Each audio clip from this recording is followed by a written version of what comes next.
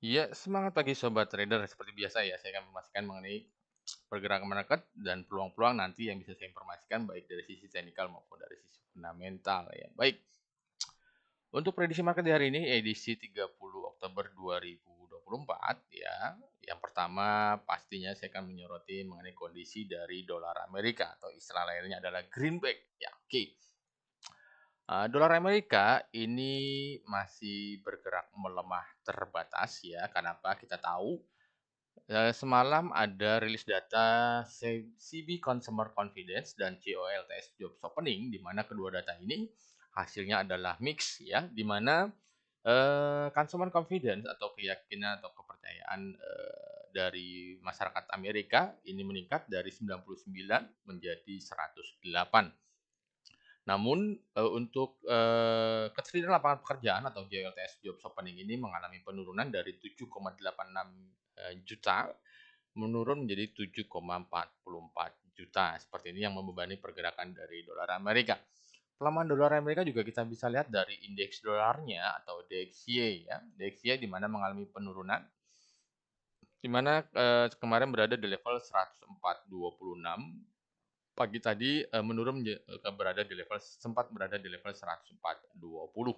Namun kalau secara teknikal, potensi pergerakan dari, dolar Amerika masih berpeluang akan menguat. Namun antisipasi, karena apa? Nanti malam akan ada rilis data yang sangat ditunggu oleh para pelaku pasar, yaitu ada ADP Non-Farm Employment Change ya, atau data ketersediaan lapangan pekerjaan di Amerika yang dirilis oleh sektor swasta.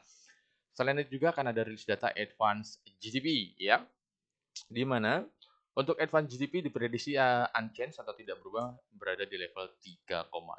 Namun untuk ADP non-farm employment change-nya atau data ketersediaan lapangan pekerjaannya diprediksi akan mengalami penurunan dari 143.000 diprediksi akan menurun menjadi 110.000. Jika hal ini terjadi, maka pelemahan atau tekanan terhadap mata uang dolar bisa berpeluang berlanjut. Namun antisipasi, kenapa saya katakan antisipasi? Sentimen market saat ini yang berkembang, kita tahu bahwa pada pertemuan nanti di minggu kedua atau ketiga ya akan ada FOMC meeting di mana akan dibahas mengenai peluang pemangkasan, mempertahankan atau menaikkan tingkat suku bunga. Dan saat ini sentimen market yang berkembang adalah para pelaku pasar meyakini bahwa Bank Sentral Amerika hanya akan memangkas sebesar 25 basis point. Ini menurut alat surveinya yang bernama adalah FedWatch. Ini saat ini sudah berada di level lebih dari 90%. Dan ada juga peluang untuk mempertahankan tingkat suku bunganya. Kita tahu jika The Fed mempertahankan tingkat suku bunga, maka penguatan dolar Amerika semakin berpeluang terjadi. Namun juga antisipasi karena apa kita tahu di bulan depan itu akan ada banyak sekali. Di minggu pertama akan ada non farm payroll atau di hari ini ada, minggu ini apa non farm payroll, lalu minggu kedua akan ada election. Dan diprediksi Trump berpeluang akan kembali terpilih menjadi presiden Amerika. Pastinya akan bergejolak terhadap pergerakan market. Oke, itu tuh kondisi dari dolar Amerika. Sekarang tinggal kita lihat bagaimana korelasi terhadap pergerakan market ya. Yang pertama terhadap pergerakan gold ya atau emas. Nah, kita tahu emas sudah kembali membuat all time high barunya karena kenapa? Kita tahu sebelumnya atau di pekan kemarin masih berada di level 27,58 ya. Pagi ini ya atau hari ini kembali emas membuat all time high barunya berada di level 2782. Semalam berada di level 2774 tertingginya dan terendahnya berada di level 2739. Secara teknikal potensi pergerakan dari gold atau emas ini ya berpeluang masih akan melanjutkan kenaikannya ya. Karena apa? Kita tahu bahwa sentimen market saat ini meskipun melemahkan dari dolar Amerika namun masih akan berpeluang akan melemahkan gold atau emas ya. Kita tahu bahwa peluang kenaikan emas ini juga bisa terjadi ya. Karena kenapa? Gejolak militer yang ada di Middle East ini masih berkecamuk, namun adanya informasi bahwa Perdana Menteri Israel yaitu Benjamin Netanyahu ini sudah membuka diri untuk membuka gencatan senjata yang singkat. Ya, beliau mengatakan asalkan ada pertukaran dari sandera. Hal ini juga bisa menekan pergerakan dari gold atau emas apabila terjadi. Namun secara teknikal potensi pergerakan harga gold berpeluang akan menuju ke level 2008 Oke, itu untuk resistennya. Jika mengalami penurunan, kalau saya prediksi akan mencoba ke level 2765 ya. Jika level tersebut berhasil dijebol akan menuju ke level 2750 dan akan mencoba ke low yang kemarin 2739 seperti itu. Namun wait and see-nya para pelaku pasar masih membatasi pergerakan dari harga gold karena apa? Kita tahu nanti malam akan ada rilis data ADP non-farm payment change dan ada juga rilis data advance GDP ya. Dan ini akan bisa menggerakkan market secara volatile. Oke, itu untuk pergerakan harga gold atau emas ya. Oke. Lalu kita ke pergerakan harga minyak. Harga minyak terus mengalami penurunan ya karena kenapa?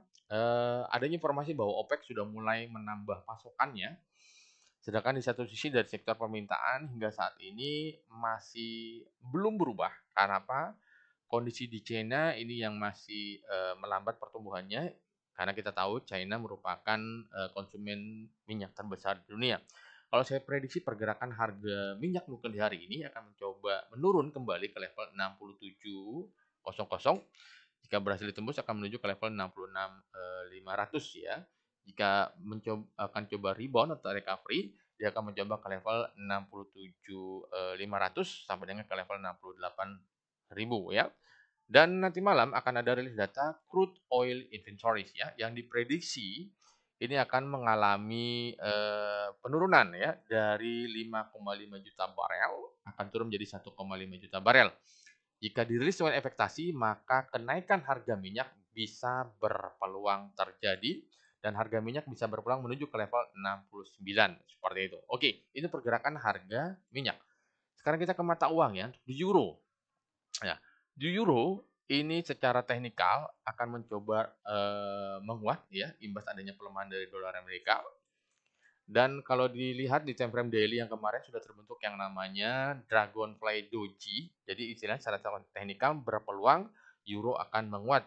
Ya, bisa saja para pelaku pasar melihat bahwa saat ini euro sudah berada di level terendahnya. Jadi merupakan aksi beli yang dilakukan oleh para pelaku pasar. Namun pergerakan masih cenderung terbatas. Karena kenapa? Menunggu atau wait and see akan rilis data ketenagakerjaan Amerika. Ya, potensi akan menuju ke level 1.08300 sampai dengan 1.08800 ya seperti itu. Lalu kita coba ke fundamentalnya. Kalau untuk fundamental euro kita tahu bahwa akan ada Jerman Prelim CPI. Ya, Jerman ini merupakan salah satu negara dengan ekonomi terbesar di Eropa yang diprediksi akan meningkat dari 0,0% diprediksi meningkat menjadi 0,2%. Jika dirilis dengan ekspektasi, maka euro akan semakin menguat seperti itu. Dan selain ada Jerman Prime CPI, akan ada juga rilis data nanti sore jam 3 kurang lebih ya waktu Indonesia bagian barat akan ada Spanish Flash CPI atau data inflasi Spanyol yang diprediksikan juga meningkat dari 1,5% meningkat menjadi 1,7%. Jika dirilis dengan ekspektasi, maka penguatan euro semakin kuat terjadi. Oke, lalu kita coba beralih ke mata uang lainnya yaitu di pound sterling. Ya, pound sterling kalau secara teknikal ya masih berpeluang akan coba menguat terbatas ya. Kenapa saya katakan terbatas? Karena kita tahu secara fundamental Ketua Bank Sentral Inggris ya, Bank of England ini mengatakan bahwa pada pertemuan November nanti berpeluang akan memangkas tingkat suku bunga sebesar 50 basis point. Ini yang bisa membatasi penguatan dari pound sterling. Namun pergerakan pound sterling saat ini sudah kembali ke level 1,3-nya. Saya prediksi akan coba menuju ke level 1,3 500 yang paling jauh. Namun tekanan masih tetap ada. Imbas apa yang tadi saya katakan? Pernyataan atau statement dari Ketua Bank Sentral Inggris yang membebani pergerakan dari pound sterling terhadap US dollar. Lalu kita ke Aussie. Oke, baik. Untuk Aussie tadi pagi kita lihat ada rilis data inflasi Australia ya. Di mana inflasi Australia ini masih mulai menurun ya dari 2,7% diprediksi 2,3%, namun aktualnya sebesar 2,1%. Hal ini masih membuat bahwa penurunan inflasi di Australia sesuai dengan ekspektasi. Hal tersebut bisa memicu bahwa sikap dari Bank Sentral Australia masih akan mempertahankan tingkat suku bunganya. Jadi diprediksi bahwa di tahun ini Bank Sentral Australia merupakan salah satu bank sentral yang masih mempertahankan tingkat suku bunga tingginya dibandingkan bank sentral lainnya. Namun, pelemahan Aussie masih dibayangi dengan kondisi dari China. Ini juga yang bisa menekan pergerakan mata uang Aussie. Oke, sekarang kita ke mata uang yen. Japanese yen kalau kita perhatikan ya, terus mengalami tekanan atau pelemahan. Saat ini berada di level 153.300 ya. Karena kenapa? Kita tahu di pekan kemarin hasil pemilu di Jepang ya, internal, politik internal yang ada di Jepang sana secara mengejutkan bahwa partai yang berkuasa di Jepang ini sudah ditinggalkan oleh para pemilihnya. Hal ini menyebabkan bahwa ekspektasi Bank Sentral Jepang hingga akhir tahun 2024 ini tidak akan menaikkan tingkat suku bunganya. Ya, seperti ini yang semakin menekan pergerakan dari mata uang yen. Dan diprediksi pelemahan yen akan mencoba menyentuh level 154 sampai dengan level 155. Kita tahu yen pernah menyentuh level terendahnya di level 160, di mana hal tersebut memicu sikap dari Bank Sentral Jepang untuk melakukan intervensi.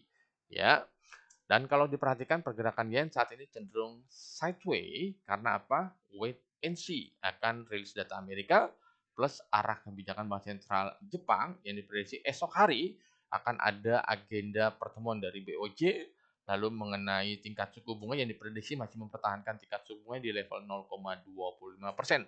Namun yang dicermati adalah pernyataan atau statement dari Bank Sentral Jepang mengenai arah kebijakan yang diambil oleh Bank Sentral Jepang tersebut. Oke, itu untuk mata uang ya, euro, pound sterling, Aussie, serta yen. Baik, sekarang kita ke indeks saham ya. Nah, indeks saham Amerika atau di Wall Street ya, ini ditutupnya mix ya, di mana untuk Dow Jones Industrial Average itu ditutupnya turun sebesar 0,36%. Lalu untuk S&P dan Nasdaq itu ditutupnya naik yaitu 0,16% dan 0,78%. Ya, karena kenapa? Ada beberapa saham-saham sektor teknologi seperti Apple, Amazon dan AMD ini bergerak cenderung tidak terlalu besar namun berada di level kenaikannya. Dan para pelaku pasar masih mencermati mengenai rilis data sektor ketenagakerjaan Amerika nanti malam plus advance GDP yang pastinya akan sangat berpengaruh terhadap pergerakan market. Baik, sekarang tinggal kita coba lihat terhadap pergerakan indeks saham Asia. Yang menarik adalah di Hang Seng. Hang Seng kalau sobat trader perhatikan masih terus berada di level penurunannya ya. Imbas apa yang tadi saya katakan secara fundamental sikap dari pemerintahan China ya hingga saat ini belum melakukan aksi nyata, meskipun ada informasi bahwa pemerintah China akan meluncurkan stimulus yang tidak tanggung-tanggung sebesar 1 triliun yuan untuk merangsang pertumbuhan ekonominya, namun hingga saat ini belum terrealisasi. Ya, hal tersebut semakin membebani pergerakan dari Hang Seng. Kalau untuk hari ini pergerakan saya prediksi akan mencoba ke level 20.500 untuk Hang Seng, bahkan bisa menuju ke level 20.000. Namun jika kenaikannya tidak akan melebihi level 21.000 kalau saya prediksi seperti itu. Imbas apa yang tadi saya katakan? Kondisi dari China. Dan untuk tekanan Hang Seng ini juga terbebani oleh saham-saham properti dan saham-saham finansial yang ada di Wall Street yang dirilisnya negatif, ini semakin menekan pergerakan dari Hang Seng.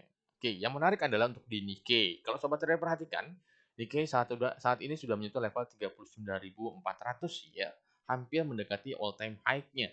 Karena kita tahu Nikkei all time high-nya berada di level 40.200, ya ini merupakan level tertinggi kurang lebih selama 40 tahun, ya. Nah, secara teknikal potensi pergerakan Nikkei masih akan coba naik karena apa? Imbas pelemahan dari mata uang yen. Sasarannya akan menuju ke level 40.000 sampai dengan level 40.200 mencoba menjebol level all time high-nya. Kalau saya prediksi berpeluang akan menjebol all time high-nya kembali, ya. Tergantung sikap dari Bank Sentral Jepang esok hari seperti itu ya. Jika dinilai hawkish, maka Nikkei akan junam atau merosot dan yen justru akan kembali menguat. Oke, itu tadi untuk market review dan market news baik dari sisi teknikal maupun dari sisi fundamental yang semoga bisa membantu sobat trader di dalam melakukan entry posisi di market.